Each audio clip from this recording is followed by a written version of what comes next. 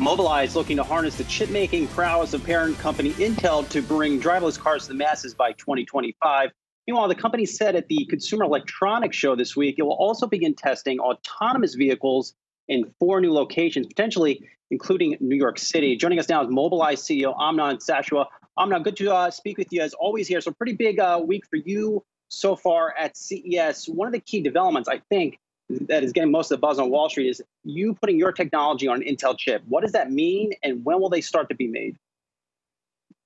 So we're talking about preparing for 2025, where 2022 we're starting with the robotaxi. 2025, we believe the time would be right for consumer autonomy, where you go and buy a car, have an option to enable it to be autonomous. And there we need to design a new set of sensors, of active sensors that come on top of cameras that could reach both the performance and the cost level for consumers. And one area that we focused on was a new generation of laser scanners, of Lidars, using a new technology. It's called the FMCW, Frequency Modulation Coherent Wave. And Intel has special silicon photonic fabs. These are the best in the world, in which you can put active and passive laser elements on chip. So it's basically a Lidar on chip. Also reduce cost and get much higher performance than time-of-flight Lidars of today. And yesterday and later today, we announced that we passed a certain threshold in which the silicon on chip is already ready and a certain maturity stage, which we can share with the public. And this is really a very special fabrication, manufacturing that Intel really is a world leader in. So potentially fully autonomous cars by 2025, but on 2022, like you mentioned, you will start testing robo-taxis, and you will be using, my understanding is Luminar technology. How does that partnership, how will that evolve? Will you still use Luminar if you're making your own technology in 2025? Well, we see that the way it's going to unfold is in 2 generations. Generation 1, which is starting now and next year, is technology good enough for robotaxi. So in terms of safety, it's the same level, but in terms of cost, it's a higher cost than what would come later for consumers. The way we build an autonomous car is we build 2 separate subsystems, one based only on cameras, which we demonstrate, and another one based only on lidars and radars without any cameras. And the cost of the second subsystem, which is based on active sensors, is relatively high because the cost of lidars are high, and radars of today are lower resolution. When we think of the second generation that will come a few years later, we need a different set of active sensors. We need imaging radars that can stand on their own without any support from lidars and cameras. Those kind of sensors don't exist today. We're developing those as well. And a new generation of lidars that we announced today. So it's kind of looking now at second generation while we're still working on the first generation. And Amnon, it's Julie here.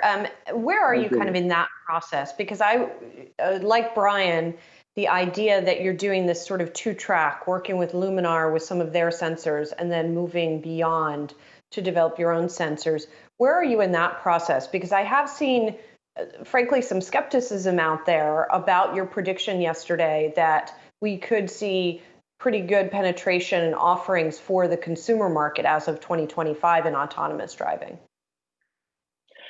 Well, 2 stages. We believe that next year, and we are actively working towards it with, in Israel, in the United States, in South Korea, in France, with the partners like PTO, public transport operator partners, and in Israel, together the joint venture with the Volkswagen, that by next year, 2022, we'll have all the regulatory support and the technological support for removing the driver from the driving experience in a fleet of about 100 vehicles starting in Tel Aviv, and from there we will expand.